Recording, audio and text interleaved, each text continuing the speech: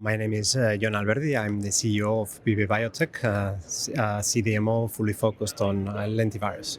First of all, we were very happy for the nomination, and we are extremely happy for getting the award yesterday. It was an amazing evening.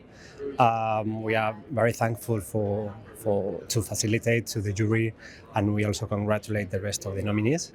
So we already shared with the team in Spain. They are really happy as well. So it's a team award.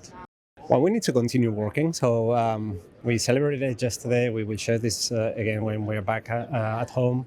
But we need to continue the way we are working, and this is the way we know how to do things. Well, we're maybe confirming what we've seen the last year. One hand, CAR-Ts, or immuno-oncology, it's moving forward. With a potential application also in autoimmune diseases. And secondly, I would talk about in vivo applications, where Vive is very focused. We have 8 projects, so this is a trend we see and we are in. We've done very well. We've got a lot of meetings so far, very productive meetings.